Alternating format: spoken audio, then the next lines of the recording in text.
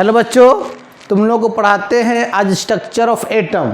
ठीक है, तो हेडिंग दो, ये क्लास 11 केमिस्ट्री चैप्टर नंबर 2 है, स्ट्रक्चर ऑफ एटम।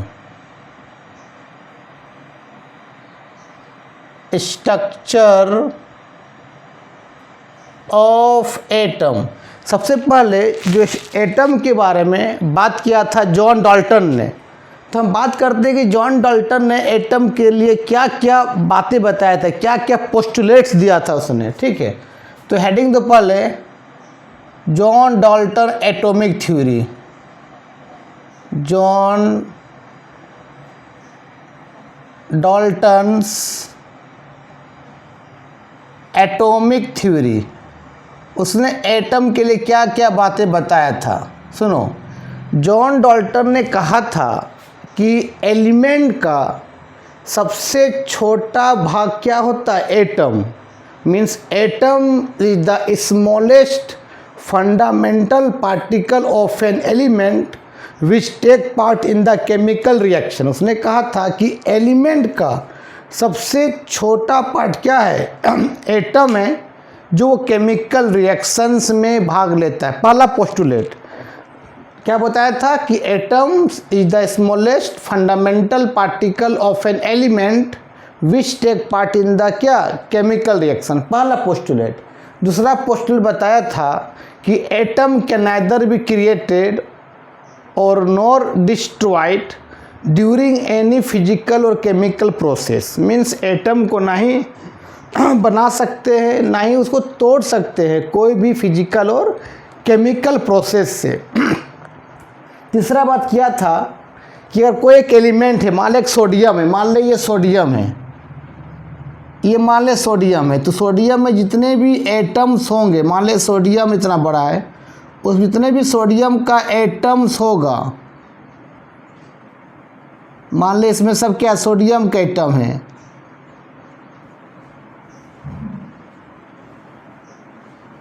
सब चिपका चिपका रहता है, क्लोज थोड़ा दूर दूर दिखा दी, कोई दिक्कत नहीं। मान इसमें सोडियम एक एलिमेंट है, उसमें सोडियम का एटम है, सबका शेप, साइज, मास एक जैसा होगा। अगर कोई एक मैग्नीशियम एलिमेंट है तो उसमें जितने भी मैग्नीशियम का एटम्स होगा, सबका शेप, साइज, मास एक जैसा होगा।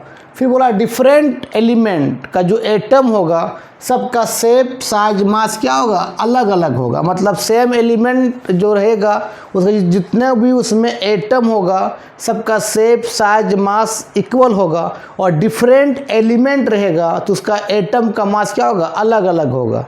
फिर उसने कहा था कि when same atoms or different atoms combine together to form molecules, मतलब जब सेम एटम और डिफरेंट एटम्स आपस में कंबाइन करता है फिक्स रेशियो के साथ, तो आपका कंपाउंड और मोलिक्यूल्स बनाता है। कंपाउंड किसको बोलते हैं, जब मेटल और एक नॉन मेटल से मिलकर बना, तो मान लें Na मेटल है और Cl क्या है, नॉन मेटल, तो मेटल और नॉन मेटल से मिलकर बना होता है, तो उसको बोलते हैं कंपाउंड। मतलब मेटल का एटम और नॉन मेटल का एटम आपस में फिक्स रेशियो से कंबाइन करता है तो कंपाउंड बनाता है।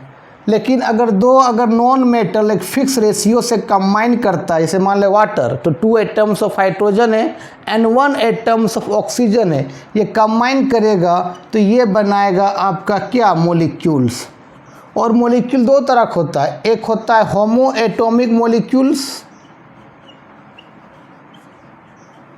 क्या होता है, होमो एटॉमिक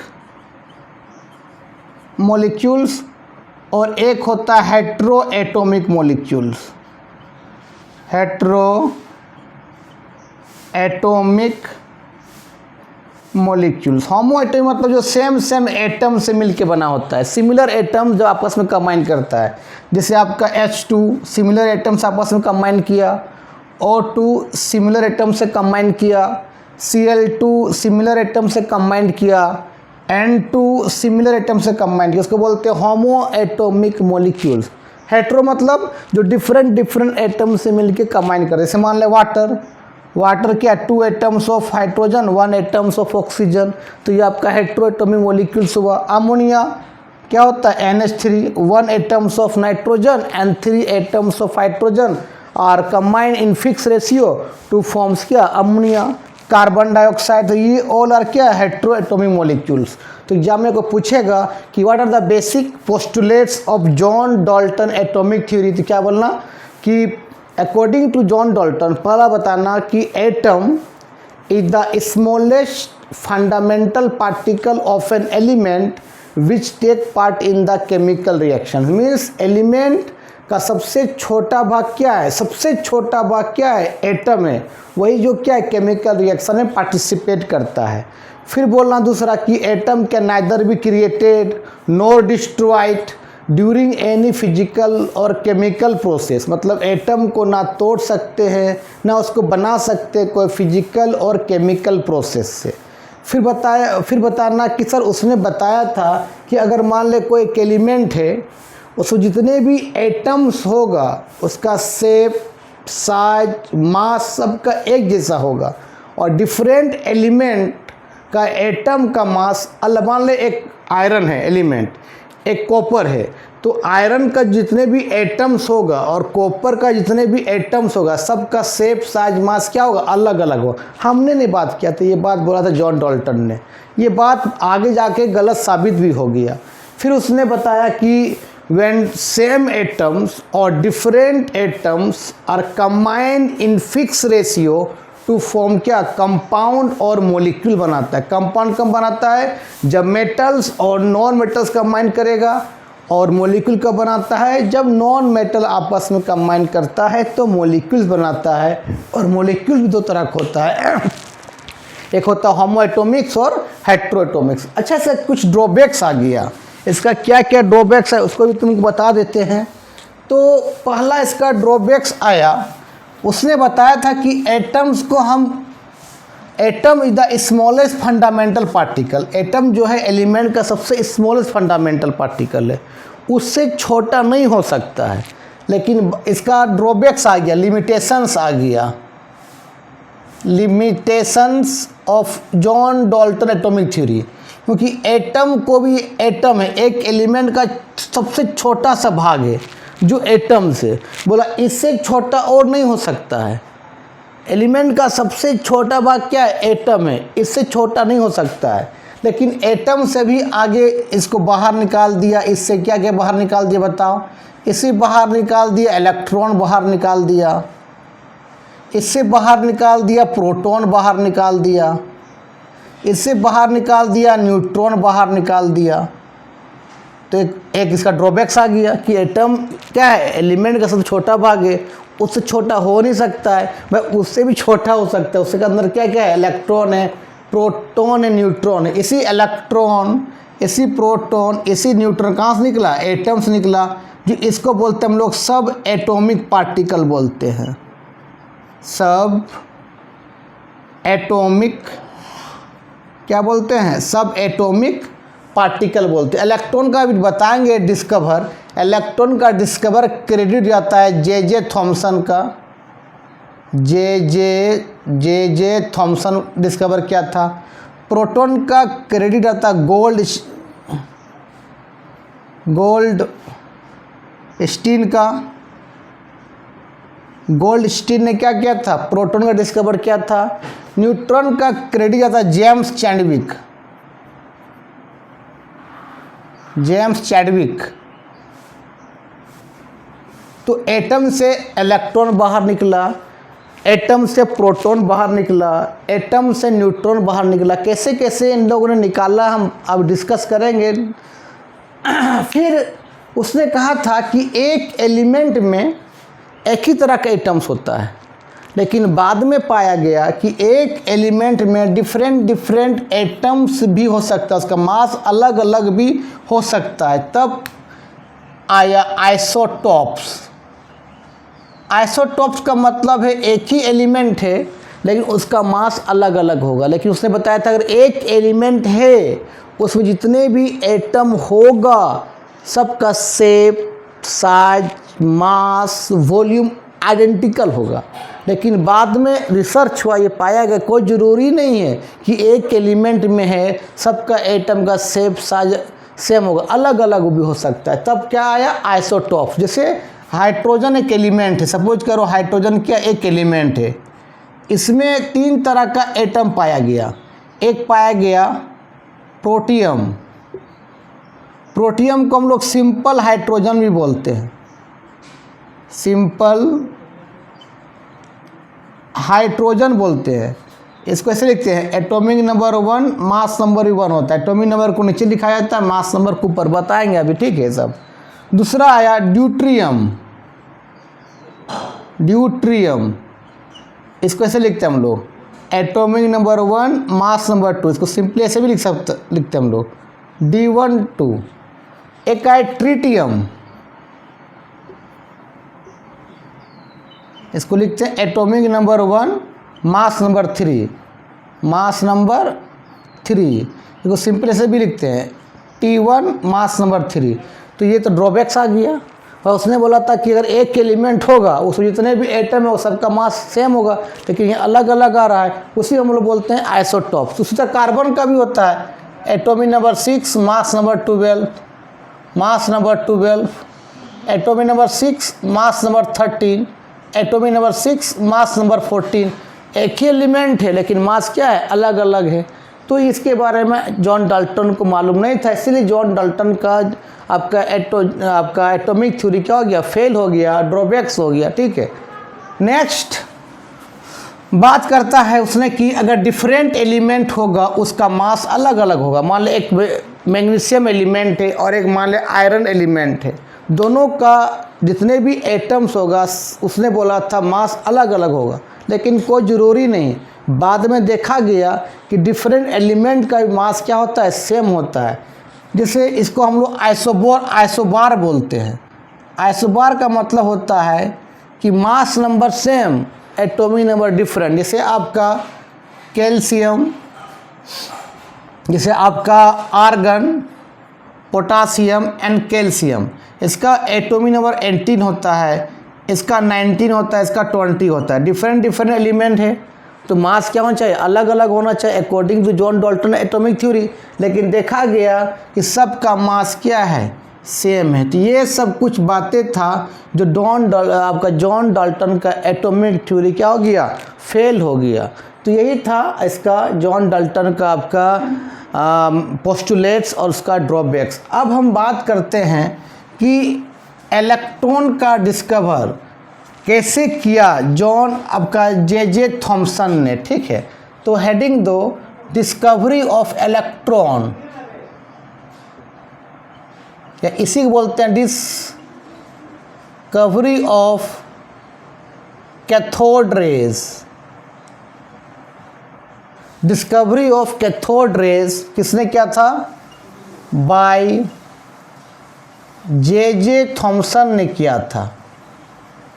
सुनो उसने क्या किया, सबसे पहले एक डिस्चार्ज ट्यूब लिया, इसको हार्ड ग्लास ट्यूब बोलते हैं, शीशा का ट्यूब लिया, इसको हार्ड ग्लास ट्यूब भी बोल सकते हैं, तेरा मर्जी। ये आपका डिस्चार्ज उसने ट्यूब लिया और ट्यूब को मैक्सिमम से मैक्सिमम वैक्यूम कर दिया, पूरा नहीं, पूरा हवा को नहीं निकाला, कुछ हवा को रहने दिया। अगर पूरा हवा को निकाल देगा तो करंट कंडक्ट नहीं होगा ना, इसलिए कुछ हवा को रहने दिया, मैंने मैक्सिमम से मैक्सिमम वैक्यूम कर दिया।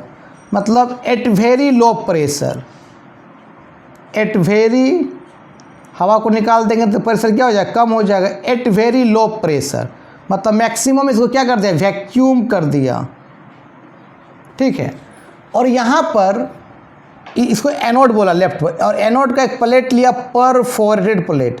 परफोरेटेड का मतलब उस प्लेट में जालीदार था, माइन्यूट होल था, इसको बोलते हैं परफोरेटेड प्लेट, परफोरेटेड प्लेट। और इधर जो एनोड का जो इनर वॉल था हार्ड ग्लास ट्यूब का, उसको जिंक सल्फाइड से पेंट कर दिया। किससे पेंट कर दिया, zinc sulphide, ZnS, zinc sulphide से पेंट कर दिया। जिंक सल्फाइड से उसने क्या कर दिया, पेंट कर दिया। और इधर एक रखा कैथोड, जो एक नॉर्मल इलेक्ट्रोड था कोई मेटल का,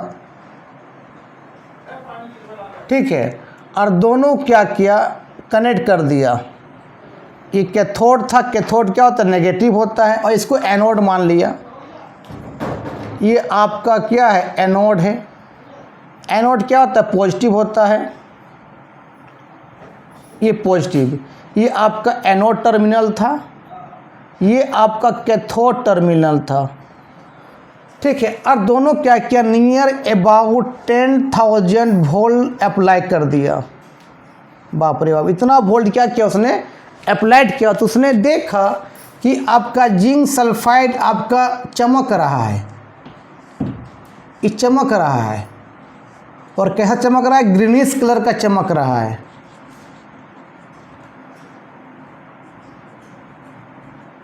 ग्रीनिश कलर क्या हो रहा है, शो हो रहा है।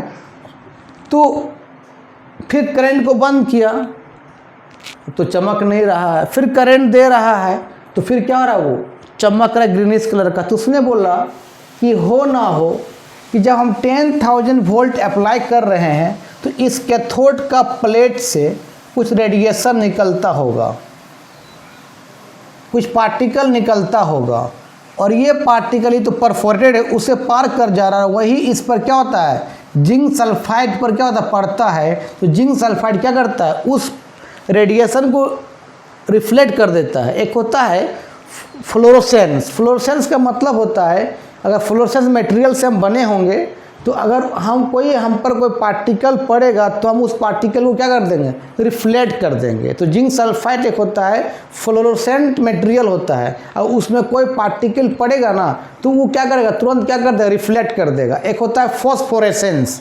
फॉस्फोरेसेंस का मतलब होता है कि हम पहले पार्टिकल को, रेडिएशन को एब्जॉर्ब करेंगे, ठीक है। जब तक तुम रेडिएशन दे रहा है तब तक हम एब्जॉर्ब करेंगे। जैसे रेडिएशन देना बंद हो जाएगा तो जितना हम एब्जॉर्ब किए थे उसको क्या करेंगे, रिफ्लेक्ट कर देंगे। तो फ्लोरोसेंस और फास्फोरेसेंस में अंतर है। फ्लोरोसेंस हमने दिया रेडिएशन, तुरंत क्या किया, उसको रिफ्लेक्ट कर दिया।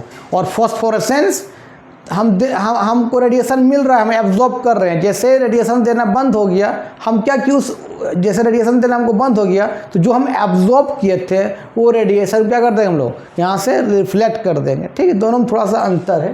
तो ये आपका जिंक सल्फाइड आपका फ्लोरोसेंट मटेरियल था। जैसे ही पार्टिकल पड़ता है रेडिएशन, तो रेडिएशन क्या करता है, तुरंत रिफ्लेक्ट कर देता है। और ये नॉन विजिबल था, इसको नेकेड आई से देख नहीं सकते थे पार्टिकल को, ये नॉन विजिबल था, ठीक है। तो बोला कि भाई हम जब करंट देते हैं तभी दिखाई दे शाइनिंग हो रहा है, जब करंट हम नहीं दे रहे हैं तो शाइनिंग नहीं हो रहा है। इसका मतलब हो ना हो कि कैथोड का इलेक्ट्रोड से, कैथोड का प्लेट से कुछ पार्टिकल निकल रहा है, और वही पार्टिकल एनोड के इनर वॉल में क्या करता है, स्ट्राइक करता है, कोलाइड करता है, और कोलाइड करने के बाद वो क्या होता है, शाइनिंग करता है, ठीक है। तो बोला भाई पार्टिकल क्या है, इस पार्टिकल का नेचर कैसा है, ये कैसा ट्रैवल कर रहा है, स्ट्रेट लाइन ट्रैवल कर रहा है कि जिग जैग में कर रहा है, इसका नेचर कैसा है, पॉजिटिव नेचर का है कि नेगेटिव नेचर का है, इसका मास क्या है। तो इस सब के बारे में इसके बाद जानना शुरू किया। और बाद में इसी पार्टिकल का नाम उसने क्या दिया, इलेक्ट्रॉन, जो किससे निकला था, इस इलेक्ट्रोड से। तो ये भी इलेक्ट्रोड कोई मेटल का होगा, जो कोई मेटल का वो भी किसी एटम से मिल के बना होगा। तो ओवरऑल ये किससे निकला हुआ, एटम से निकला होगा, ठीक है। तो अब इसके बारे में पता करने लगा कि भाई ये रेडिएशन निकला, तो रेडिएशन का इसका कैसा मूव करता होगा, स्ट्रेट लाइन मूव कर रहा है, जिग जैग में कर रहा है, इसमें कुछ मैकेनिकल वर्क करने का टेंडेंसी है कि नहीं है, इसके पास चार्ज कैसा है, नेगेटिव चार्ज है क्या, पॉजिटिव चार्ज, इसका मास क्या है। तो उसके बारे में जे थॉमसन ने रिसर्च करना शुरू कर दिया। तो पहला अब लिखो अब इसका, और बाद में इसी कैथोड रेज को नाम दिया इलेक्ट्रॉन, ठीक है। तो अब बात करते हैं प्रॉपर्टीज ऑफ कैथोड रेज।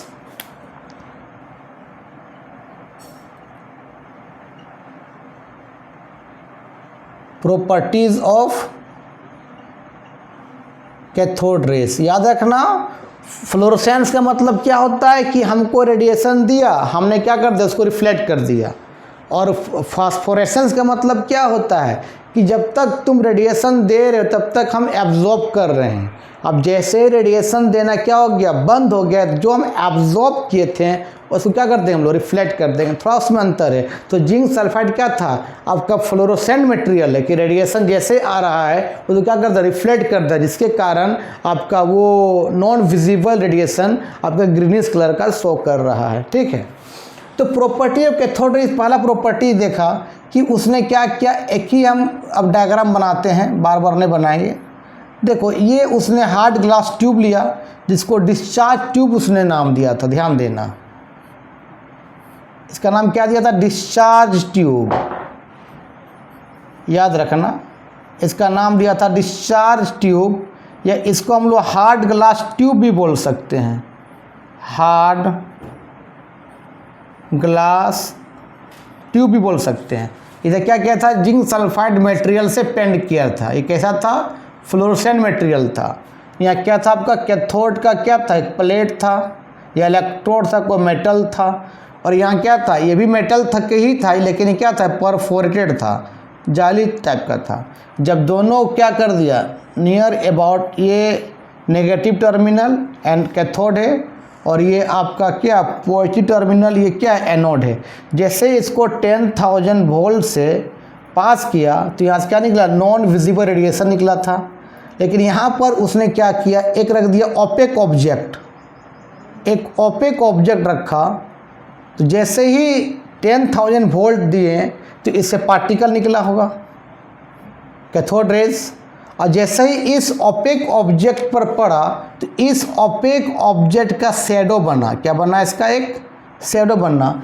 इससे ये पता चल गया कि ये जो कैथोड रेज जो मूव कर रहा है, कैथोड रेज कहाँ से, कैथोड टू एनोड, ये एक स्ट्रेट लाइन में क्या कर रहा है, मूव कर रहा है, क्योंकि उस ओपेक ऑब्जेक्ट पर पड़ के उस ओपेक ऑब्जेक्ट का क्या पड़ता है, शैडो बन रहा है। ठीक है, ठीक है। पहला प्रॉपर्टी इसने निकाल लिया कि जो कैथोड प्लेट से जो रेडिएशन निकल रहा है, जो एनोड के इनर वॉल में टकरा के ग्रीनिश कर रहा है, उसका जो मूव कर रहा है कैसा, स्ट्रेट लाइन मूव कर रहा है। पहला प्रॉपर्टी निकाला कि ये कैसा मूव कर रहा है, स्ट्रेट लाइन में।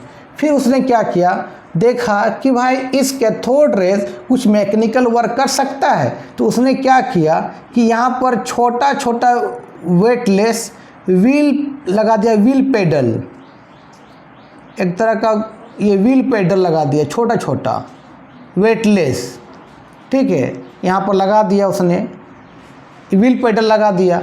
फिर 10,000 वोल्ट अप्लाई किया तो यहाँ से क्या हो, कैथोड प्लेट से फिर रेडिएशन निकला होगा, और रेडिएशन पूरा हाई स्पीड के साथ वो एनोड के इनर वॉल में टकराता होगा, और कुछ रेडिएशन इस व्हील पेडल पर पड़ा तो ये व्हील पेडल क्या करने लगा, घूमने लगा, पूरा स्पीड से घूमने लगा। तो इससे ये पता चल गया कि कैथोड प्लेट से जो कैथोड रेडिएशन निकल रहा है, जो आपका नॉन विजिबल है, जिसको हम देख नहीं सकते हैं, नॉन विजिबल है, वो मैकेनिकल वर्क कर सकता है। उसके अंदर टेंडेंसी है कोई मैकेनिकल वर्क कर सकता है। क्यों, कि उस व्हील पेडल को, वेटलेस व्हील पेडल को क्या कर रहा है, वो घुमा दे रहा है, मतलब इसमें मैकेनिकल वर्क करने का क्या है, टेंडेंसी है। फिर उसने क्या किया, और एक प्रॉपर्टी क्या निकाला उसने, ध्यान देना, एक ही बार सब बता दे रहे हैं हम। उसने क्या किया कि यहाँ पर एक रखा पॉजिटिव टर्मिनल और एक रखा उसने क्या, नेगेटिव टर्मिनल, और दोनों टर्मिनल को क्या किया, जिंक सल्फाइड से पेंट कर दिया। क्योंकि जिंक सल्फाइड क्यों पेंट करा, ताकि रेडिएशन पड़े चमके, क्योंकि ये रेडिएशन नॉन विजिबल था। ठीक है, पेंट कर दिया। फिर दोनों क्या किया, 10,000 वोल्ट से अप्लाई किया तो ये फिर कैथोड से रेडिएशन निकला, और जितना रेडिएशन निकला सब पॉजिटिव की ओर बेंड कर गया। मतलब पॉजिटिव का जो ये प्लेट था वो चमकने लगा, और नेगेटिव प्लेट चमक नहीं रहा था। इसका मतलब जे थॉमसन ने कहा कि पूरा 100% हम कंफर्म कर दिए कि ये कैथोड रेज है, जो कैथोड प्लेट से निकल रहा है वो नेगेटिव चार्ज है, क्या है, और उसी का नाम दिया इलेक्ट्रॉन नाम दिया। क्या नाम दिया, इलेक्ट्रॉन, क्योंकि ये पॉजिटिव प्लेट की ओर क्या किया, बेंड कर गया। ये भी जिंक सल्फाइड से पेंट कर दिया, इसको जिंक सल्फाइड से पेंट कर दिया। जिंक सल्फाइड से क्यों पड़ा पेंट किया, क्योंकि अगर रेडिएशन पड़ने से वो चमके, मतलब ये तरह क्या फ्लोरोसेंट मटेरियल से बना होता है, क्योंकि कोई रेडिएशन पड़ने से वो चमकना शुरू कर दे। ठीक है, तो उसने कंफर्म हो गया कि कैथोड रेज जो क्या है, नेगेटिव पार्टिकल है, जो पॉजिटिव को क्या कर रहा है, आपका बेंड कर रहा है। ठीक है, अब जब ये इलेक्ट्रॉन का डिस्कवर कर दिया तो इससे पूछा कि भाई आप इलेक्ट्रॉन का मास निकालिए। तो ये आश्चर्य हुआ कि अभी तो बस इलेक्ट्रॉन हम डिस्कवर किए थे और तुमने हमको मास पूछ दिया। तो इसने मास निकाला इलेक्ट्रॉन का। कैसे निकाला वही बात करते हैं हम लोग। अच्छा, उसने इलेक्ट्रॉन का मास निकाला, इसको हम लोग चार्ज टू मास कहते हैं। क्या बोलते हैं हम लोग, चार्ज टू मास। इसी को बोलते हैं स्पेसिफिक मास भी बोलते हैं, स्पेसिफिक मास बोलते हैं, स्पेसिफिक मास बोलते हैं। इसको हम लोग E/m बोलते हैं। क्या बोलते हैं, E। तो E का मतलब हो E/m, जो वैल्यू निकाला उसने, हम निकालने बोले थे इलेक्ट्रॉन का मास, लेकिन उसने क्या निकाला, E/m रिलेट करके निकाला। E का मतलब होता है charge of one electron. Charge of क्या होता है, वन इलेक्ट्रॉन, और m होता है क्या, mass of one electron. Mass of क्या रे बाबू, वन इलेक्ट्रॉन। उसने E/m का जो वैल्यू निकाला था वो निकाला था 1.75 इंटू 10 के पावर 11 कूलम। सी का मतलब कूलम पर केजी। मतलब उसने निकालने बोले थे मास ऑफ इलेक्ट्रॉन, लेकिन क्या निकाला, E/m निकाला, स्पेसिफिक मास निकाला, जिसको चार्ज टू मास बोलते। कितना निकाला, 1.75 इंटू 10 के पावर 11 कूलम पर केजी। भाई हमको तो निकालना था मास, लेकिन क्या निकाला, E/m। अगर हमको चार्ज ऑफ एक इलेक्ट्रॉन मालूम चल जाता तो हम आराम से इलेक्ट्रॉन का मास भी कैलकुलेट कर सकते थे। तो इसको हेल्प किया एक साइंटिस्ट है मिलिकन। मिलिकन ने एक्सपेरिमेंट किया एक, और उसने निकाला, मिलिकन ने एक एक्सपेरिमेंट किया, उसके एक्सपेरिमेंट का नाम था oil drop experiment. Oil drop experiment किसने था, मिलिकन एक साइंटिस्ट थे मिलिकन। उसने ऑयल ड्रॉप एक्सपेरिमेंट करके इलेक्ट्रॉन का चार्ज निकाला। एंड चार्ज, याद रखना, अब कैसे निकाला उसको पढ़ने की जरूरत नहीं है। चार्ज ऑफ वन इलेक्ट्रॉन उसने निकाला आपका 1.66 इंटू 10 के पावर -19 कूलम निकाला उसने। ठीक, अगर इस वैल्यू को यहाँ पुट कर देंगे तो इलेक्ट्रॉन का मास निकल जाएगा। तो भाई पुट कर दो 1.66 इंटू 10 के पावर -19 बाय आपका क्या, mass of electron equal to कितना, 1.75 इंटू, ये कूलम्स में था, 1.75 10 के पावर 11 कूलम पर केजी। तो कूलम यहाँ से कट जाएगा, यहाँ से m निकाल लेना। तो m जो निकला यहाँ से निकला अप्रोक्स निकला 9.1 इंटू 10 के पावर -31 केजी निकला। ये इलेक्ट्रॉन का मास निकला, जो कैथोड रेज से या कैथोड प्लेट से जो कैथोड रेज निकल रहा था वही इलेक्ट्रॉन था। और उसी इलेक्ट्रॉन का मास कितना निकाला, 9.1 इंटू 10 के पावर -31 केजी। तो उसने बोला कि इलेक्ट्रॉन का मास ना के बराबर है।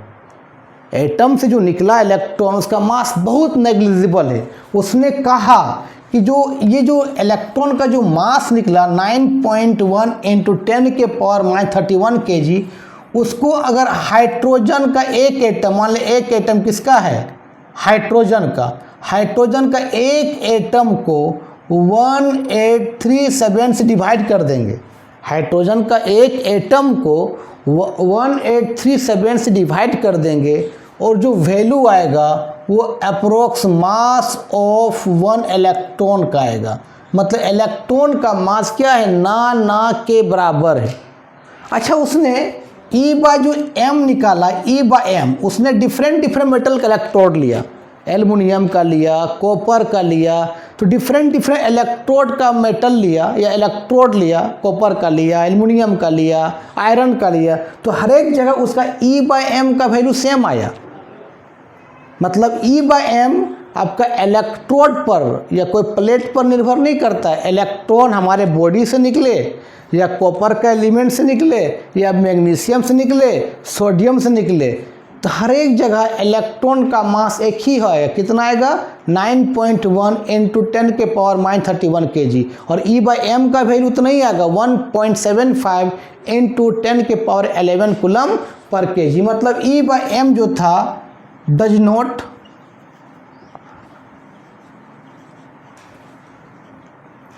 Depend on electrode. इलेक्ट्रोड मतलब जो रॉड बोल सकते हैं, कोई मेटल का रॉड है। इलेक्ट्रोड पर डिपेंड नहीं करता है। ठीक है, तो आज का वीडियो हम यहीं समाप्त करते हैं।